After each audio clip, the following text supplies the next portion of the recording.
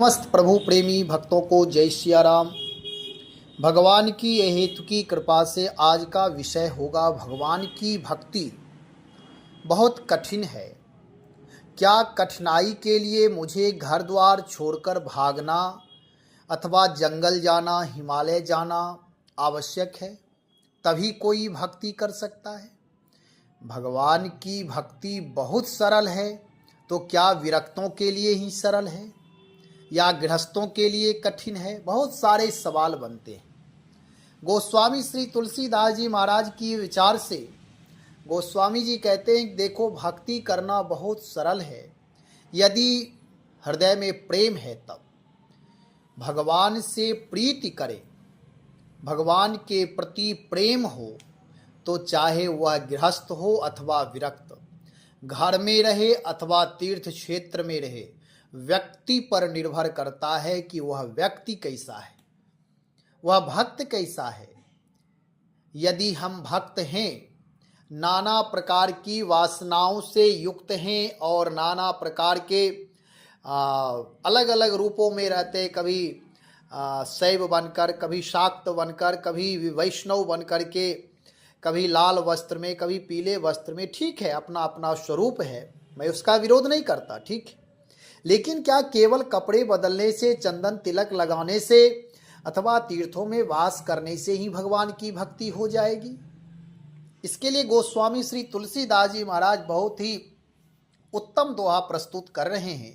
कहते हैं, जे जन रूखे विषय रस, चिकने राम सने, तुलसी ते प्रिय राम को, कानन बसहि कीगे। जे जन रूखे विषय रस, चिकने राम सने। श्री तुलसीदास जी महाराज कहते हैं, जो विषय रस से विरक्त है और राम प्रेम के रसिक हैं, वे ही श्री राम जी के प्यारे हैं। फिर चाहे वह वन में रहे या घर में, विरक्त हो या गृहस्थ हो। गोस्वामी जी कहना चाहते हैं कि हम आप दूसरे लोगों से प्रभावित हो जाते हैं।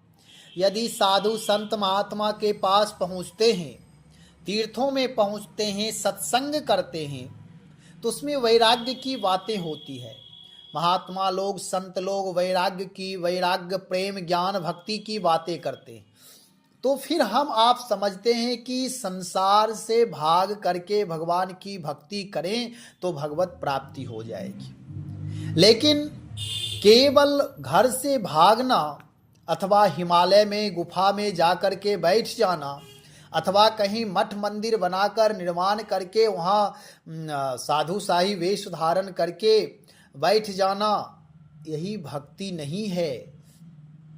कहते हैं कि जो विषय रस से विरक्त है, जिसकी अनाधिकार चेष्टाएं मर गई है, जो अपने आप में निष्ठावान है, श्रद्धा विश्वास से युक्त है, अपने स्वधर्म का पालन ठीक से कर रहा है, तो वह जहां कहीं भी रहेगा वह भगवान की भक्ति कर सकता है। और यदि चाहे कि घर द्वार छोड़ करके भाग जाए, तीर्थों में रहें और वहां जा करके विषयी बन करके भटकते रहें, अन्य लोगों के प्रति द्वेष रहे, कहते हैं वैराग्यवान रहते, वैराग्य की भूमि है, ठीक है, परंतु वैराग्य का एक किसी ने कहा है, बैर आग उड़ में जले, कहाँ रहा वैराग्य। हृदय में दूसरे के प्रति ईर्ष्या, द्वेष, अपमान की भावना, नीचे दिखाने की भावना बनी है और हम अपने आप को वैराग्यवान मान रहे हैं। बैर आग उड़ में जले, हमेशा अंदर से क्रोध, काम, लोभ, ईर्ष्या, द्वेष, छल, कपट, नाना प्रकार के अग्नि जल रहे हैं और अपने आप को हम वैराग्यवान मानते हैं। यह वैराग्य का स्वरूप नहीं है। वैराग्य का स्वरूप है कि जो विवेकी महापुरुष हैं, ज्ञानी महापुरुष हैं, भगवान की भक्ति, ज्ञान, वैराग्य, नाम रूप लीला धाम, इसके प्रभाव को, स्वभाव को, महत्व को जानते हैं, वही महापुरुष भगवान की भक्ति कर सकते हैं। केवल भावुकतावश घर छोड़ देना या थोड़े देर माला चला लेना या आरती में ठीक है, ये सब ठीक है, चलो कुछ देर तो सही जगह पर मैंने समय दिया, ये ठीक है, परंतु मूल रूप से यही मेरा जीवन नहीं है। जब तक व्यक्ति आत्मनिष्ठ नहीं होगा, शुचि नहीं, पवित्र नहीं होगा, जब तक उसके अंदर भय है, इसका मतलब है कि वह किसी ना किसी प्रकार मनसा वाचा कर्मणा से पाप हो रहा है, क्योंकि पाप का परिणाम है, पाप का फल है करहि पाप, पावहि दुख, भय, रुज, शोक, वियोग। भयभीत रहना ये पाप का कारण है। भक्त हमेशा निर्भय रहता है, तन मन वचन से सबके प्रति आदर भाव यदि है तो भय किससे। दूसरी बात कि व्यक्ति जब कैमरे की नज़र में है और वह अपना संभाल रख रहा है तो वह उसका बड़प्पन नहीं है।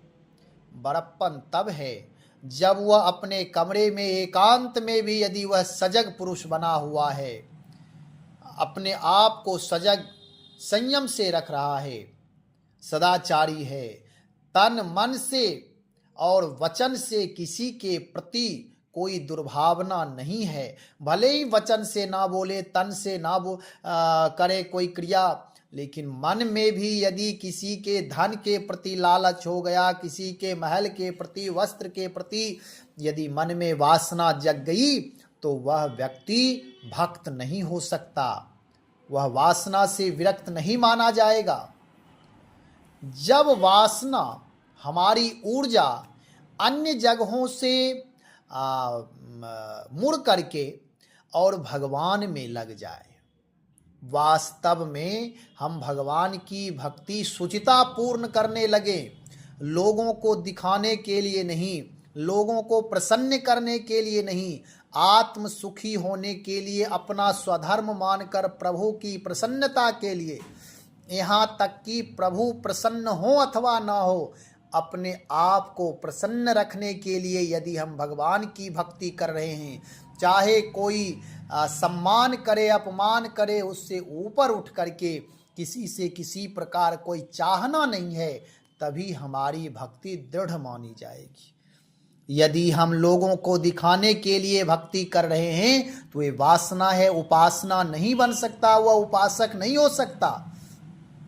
काल नेमि भी भगवान का भजन करने लगा था। श्री हनुमान जी जैसे अद्वितीय महापुरुष भी राम नामा अनुरागी, वे भी उसके चक्कर में फंसने लगे थे, लेकिन प्रभु प्रेरणा से जब उन्हें बोध हुआ तो ऐसे काल नेमी को जो राम नाम जप रहा था और भगवान का चरित्र गा रहा था, फिर भी श्री हनुमान जी ने उसे दंडित किया, उसमें कोई समझौता नहीं किया। भले वह राम राम कर रहा था, लेकिन वह अधर्मी था, दुराचारी था, मन में प्रपंच था, मन में कपट था, द्वैत बुद्धि थी। इसलिए हनुमान जी महाराज उसे दंड दिए। हमारे आपके जीवन में भी जे जन रूखे विषय रस से, जैसे हम आप भोजन कर रहे हैं, जिह्वा का विषय है उत्तम स्वाद, लेकिन यदि स्वाद केवल स्वास्थ्य अहितकारी हो, स्वास्थ्य के लिए वह शुभ ना हो, कल्याणकारी ना हो, हितकारी ना हो, केवल स्वाद के लिए यदि हम भोजन करते हैं तो वह जीव विषयी माना जाएगा। भले ही बहाना कर ले कि भगवान का प्रसाद है, भगवान का प्रसाद का मतलब ही होता है जो हमारे स्वास्थ्य के लिए अहितकारी ना हो, परम हितकारी हो, वही भगवान का प्रसाद होगा। इसलिए नहीं तो बहुत सारे जगह ऐसे भी हैं कि कहीं कहीं भगवान भैरव को लोग श्राव भोग लगाते, मांसाहारी भक्त भगवान को मांस भोग लगाते। क्या भगवान का आहार यही है? वह तमोगुनी व्यक्ति जो जैसा होता है भगवान को अपने ढंग से मान लेता है, अपने स्वाद की तृप्ति के लिए, अपने जिह्वा की तृप्ति के लिए, अपनी वासना की पूर्ति के लिए भगवान को भी जोड़ लेता है कि भगवान की ये इच्छा है। भगवान इच्छा रहित है, निरपेक्ष हैं भगवान। और जो भक्त हृदय प्रधान होते हैं, राम नामानुरागी होते, अपने इष्ट के नाम चिंतन में सतत मगन रहते हैं, उनके इच्छा के अनुसार प्रभु चलते, उनकी भावना की पुष्टि प्रभु करते। ऐसा नहीं कि विषयी लोग अपने इंद्रियों के विषय से प्रताड़ित हैं, परेशान हैं और कह रहे हैं कि भगवान की भक्ति है, यह भगवान की इच्छा है। यह केवल पाखंड है, पाखंड, दंभ है यह। इसलिए गोस्वामी जी कहते हैं कि यदि आप विषय रस से विरक्त हो, आपका मन विषयी नहीं है, भले ही कोई नहीं जान पा रहा है, लेकिन ऊर्जा एक ही है, चाहे वह काम, क्रोध, लोभ, मोह, मद, मत्सर, इन सारी चीज़ों से यदि ऊर्जा हमारी जुड़ी रहेगी तो उत्थान नहीं हो सकता, ऊर्ध्वगामी नहीं बन सकता। वह ऊर्जा का हम सदुपयोग करेंगे एक ही दिशा में, चाहे जिधर लगा दे, अधोगामी बनने में अथवा उदात्त बनने में, पतित बनने में अथवा अपने आप को उत्तिष्ठ बनाने में। इसलिए कोई चाहे कि मैं ये भी कर लूँ, नाना प्रकार की वासनाओं से जुड़ करके भी भगवान की भक्ति करते रहे, यह संभव नहीं है, यह संभव नहीं हो सकता है। जो लोग मन कपटी तन सज्जन चीन्हा अपने आप को प्रसारित करते रहते, दिखाते रहते हैं, भजनानंदी बनते हैं, वह लोगों को देख करके वह भजन करने लगते हैं, लेकिन मन में नाना प्रकार के प्रपंच चल रहे हैं। ऐसे अधोगामी लोगों को भक्ति का बोध नहीं होता है, केवल वह समाज को ठगते हैं, धोखा देते हैं। समाज की वह चापलूसी करके केवल उधर तक सीमित है उसका जीवन, पशुवत जीवन है। जैसे एक पशु अपना और अपने परिवार का पालन पोषण कर लेता है, उसे भविष्य की कोई चिंता नहीं होती है, देश समाज राष्ट्र से उसे कोई मतलब नहीं होता है, वह भी अपना धर्म करता है, पशु धर्म। ऐसे ही सामान्य लोग जो राग द्वेष से बंद करके भगवान की भक्ति करते हैं, वह आत्मतुष्ट नहीं हो सकता, आत्म संतुष्ट नहीं हो सकता। वह हमेशा हमेशा विषय का मतलब, जैसे केवल लोग व्यभिचारी का मतलब समझते हैं, किसी दूसरे महिला से किसी पुरुष का संबंध है तो वह व्यभिचारी है। ठीक, ब्रह्मचारी का मतलब लोग यह समझते हैं कि यदि अविवाहित है तो वह ब्रह्मचारी। यह एक सामान्य अर्थ है, लेकिन बहुत सारे लोग अविवाहित हैं, क्या वे सब ब्रह्मचारी हैं? इसलिए ब्रह्मचारी और व्यभिचारी का अर्थ यह नहीं है। व्यभिचारी का मतलब, व्यभिचारी वह है जो अपना स्वधर्म के अलावा जो भी मन में विचार करता है, अनाधिकार चेष्टा करता है, वह व्यभिचारी है। और ब्रह्मचारी वह है, चाहे वह गृहस्थ हो अथवा विरक्त, जो ब्रह्म तत्व का चिंतन करता है, उदात्त तत्व का, सत्य तत्व का, धर्म तत्व का चिंतन करता है, राष्ट्र तत्व का चिंतन करता है। उदात्त चिंतन में प्रतिष्ठित व्यक्ति को ही हम कह सकते हैं कि वह ब्रह्मचारी है। और व्यभिचारी वह है कि जो संसार के विषयों के प्रति नाना प्रकार के प्रपंच मन में भी यदि चला रहा है तो वह व्यभिचारी माना जाएगा। जिसका व्यर्थ विचार मन में चल रहे वह व्यभिचारी है। और ब्रह्मचारी वह है जो ब्रह्म तत्व का चिंतन कर। विप्र वह होते हैं जो श्रेष्ठ विचार में रहते हैं, वह विप्र है। जो श्रेष्ठ लोगों को विप्र कहा जाता है।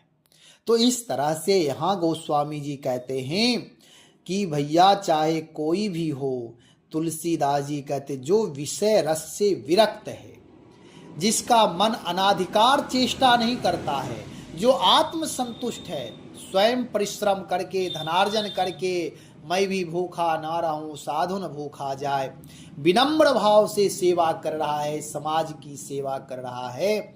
यदि कोई अहंकार पूर्वक अधिकार से यदि सेवा कर रहा है तो वह सेवक नहीं हो सकता है।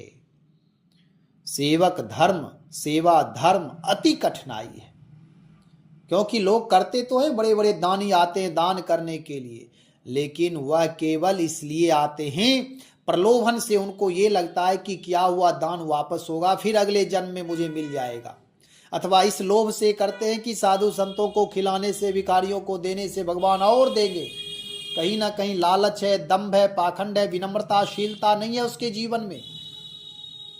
दान करने वाले तो बहुत हैं, पास में लोग मर रहे हैं बीमारी की वजह से, भूखे मर रहे हैं, उन्हें पैसे की आवश्यकता है, उन्हें ना दे करके वे तीर्थों में जा करके दान करते हैं। जिसका पेट भरा हुआ है उसे खिलाते हैं। क्या यही दान है?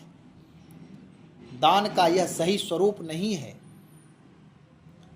दान वह है जो आवश्यकता पड़ने पर कोई भी व्यक्ति आ जाए, भले आप पहचाने ना पहचाने, उसकी आवश्यकता देख करके यदि हमारे हृदय में दया हो जाए और दया की भावना हो जाए, फिर उसे हम आवश्यकता जितनी भी हमारी समर्थता है उस हिसाब से यदि उसकी सेवा कर दिए तो यह दान है। यह प्रभु कृपा है, यह प्रभु की कृपा से हुआ है। उसमें मेरा कोई बड़प्पन नहीं, अपना कोई बड़प्पन नहीं। ये नहीं कि डिग्री लेना है, प्रशस्ति पत्र लेना है, समाज से प्रशंसा पाना है, मैंने ऐसा किया, मैं नहीं होता तो ये होता।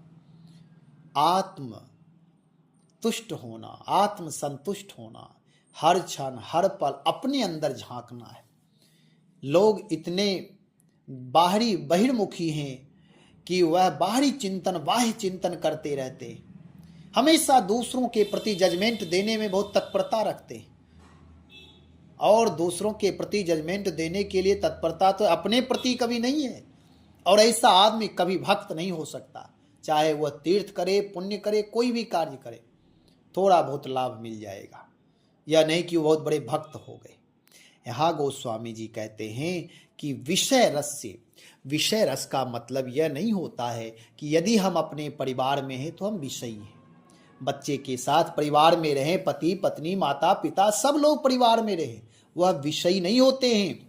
विषय का मतलब होता है, ये भी समझना है, नहीं तो लोग यही पाठ पढ़ाते हैं, अरे घर छूट जाएगा, पत्नी छूट जाएगी, घर तक मशान तक सब छूट जाएंगे, नाना प्रकार के बना लिए हैं बवाल।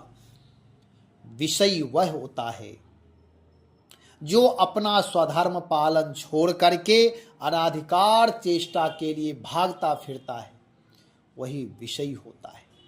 जो मेरा स्वधर्म नहीं है, पर धर्म के लिए हम ललायित रहते, पर धर्म करने में तत्परता दिखाते, भले ही वहां पुण्य दिखाई दे लेकिन वह पाप हो जाएगा।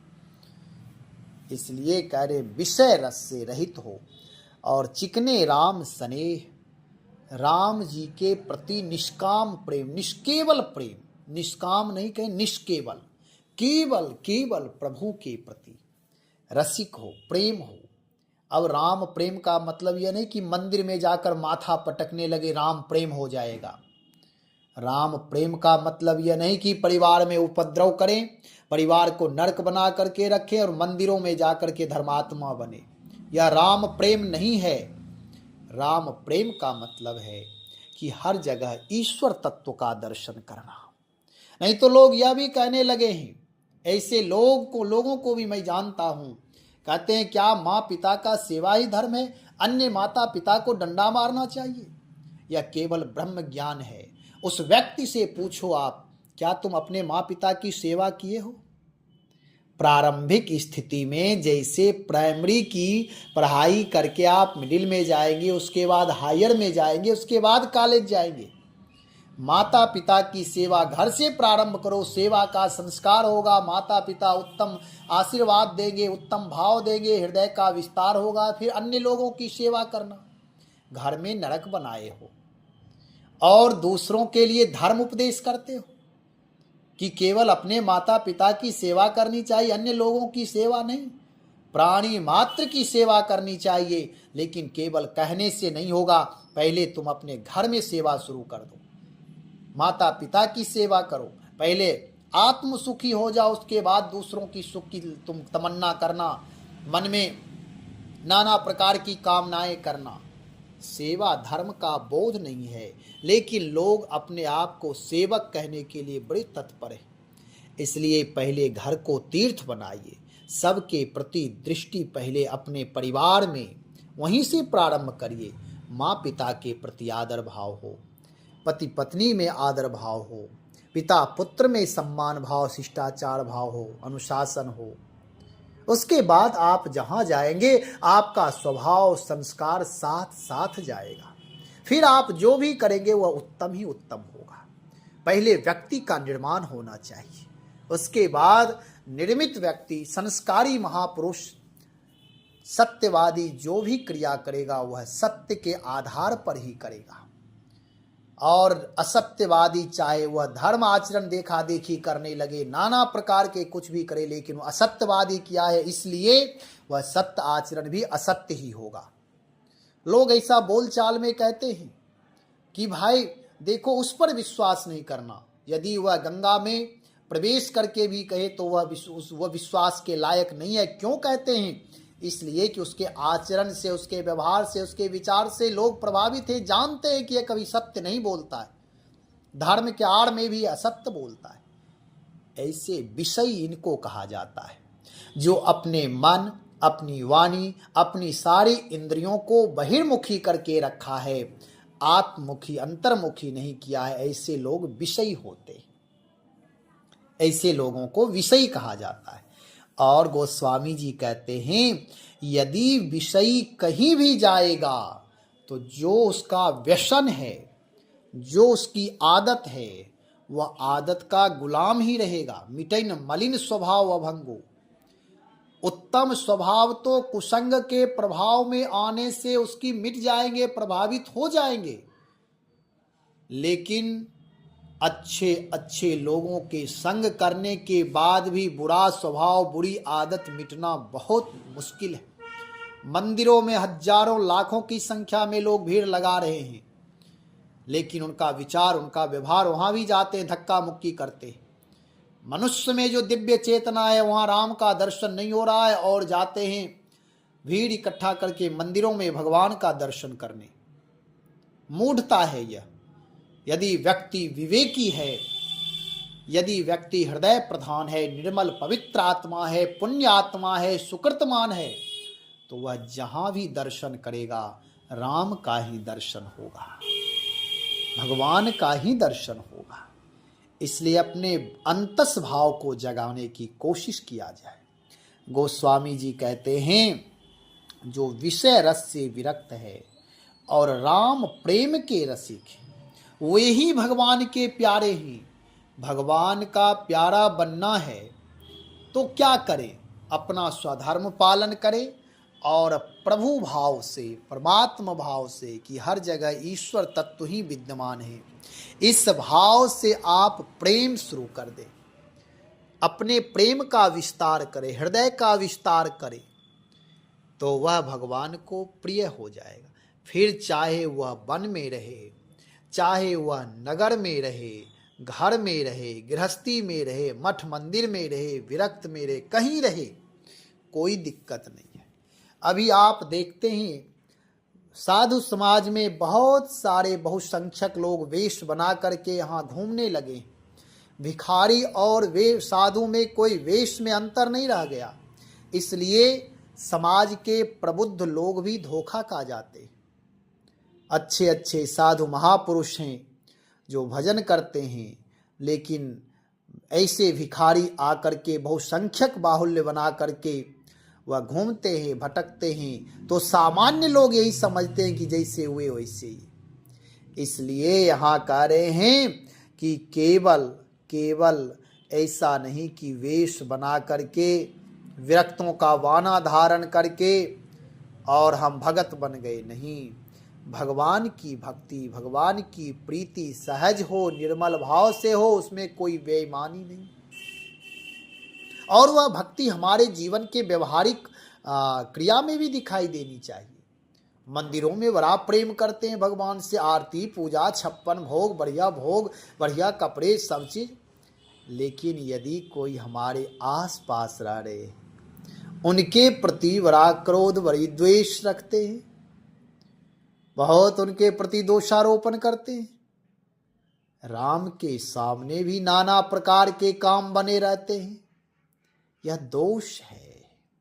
दूसरों के प्रति ईर्ष्या द्वेष करते हैं। चैतन्य जीव में जिसमें परमात्मा प्राण प्रतिष्ठा किया है, उसके प्रति द्वेष रखते हैं और मंदिरों में आरती पूजा में अश्रुपात करते हुए भावना करते हो, यह कहाँ की भक्ति है? भगवान के प्रति समर्पित का मतलब है कि भगवान की इच्छा और भगवान की कृपा के बीच में हमारा आपका जीवन होना चाहिए, उसके मध्य में जीवन होना चाहिए। हमारी अपनी कोई कामना वासना नहीं होनी चाहिए। हमारे मन का हो जाता है तो समझता आह प्रभु की बड़ी कृपा है, मन के विपरीत हुआ तो भगवान नहीं है, भगवान क्या करेंगे, ये नाना प्रकार की बात। लेकिन एक बात विश्वास रखें, प्रभु कभी भी, परमात्मा कभी भी किसी का अमंगल नहीं करते हैं। भगवान हमेशा मंगल ही मंगल करते हैं, कभी किसी का अमंगल नहीं करते। वह जीव मात्र से प्रेम करते हैं क्योंकि सब प्रभु के संतान हैं। हम आप अपनी मनस्थिति, अपने वैचारिक शक्ति, अपने व्यवहारिक दृष्टिकोण से भले ही व्यवहार में उथल पुथल मचाए रहते हैं, पृथ्वी पर नरक बना रहे हैं मनुष्य, परिवार को परिवार रहने नहीं दे रहे। जो परिवार से संस्कारी संतान समाज में जाकर के विकास करता था, राष्ट्र को वह सही दिशा देता था, लेकिन आज वह परिवार में विप्लव मचा हुआ है। स्वर्ग की कामना मरने के बाद लोग अपेक्षा रखते, पहले अपने पृथ्वी पर स्वर्ग बसा लो, मरने के बाद देखा जाएगा। और एक बात सहज है, जो पृथ्वी पर अपने जीवन में स्वर्ग बसा लिया है, अपना स्वर्ग बना लिया है, वह मरने के बाद भी जहाँ जाएगा उसे स्वर्ग ही स्वर्ग मिलेगा। और यदि कोई नरकगामी अपने पृथ्वी पर अपने परिवार में नरक पैदा कर लिया है, नरक बना लिया है, तो जहाँ जाएगा वही नरक बनाएगा। उसका स्वभाव, उसका विचार, उसके संस्कार सारे साथ जाएंगे। इसलिए यहाँ विचार गोस्वामी जी कहते, कानन बसहि की गे, चाहे गृहस्थ हो या विरक्त, भगवान का यदि प्यारा बनना है तो पहले अनाधिकार चेष्टा समाप्त। आवश्यकता से अधिक यदि कोई कामना हो रही है, राष्ट्र की कामना, विराट की कामना, समाज के लिए कुछ कामना, तो वे उत्तम है, लेकिन उसमें ये देखना है मान सम्मान की तो नहीं है। आत्मनिरीक्षण करते हुए यदि हम किसी प्रकार कोई उदात्त कामना प्रभु से निवेदन करेंगे तो वह हमारी भक्ति बन जाएगी।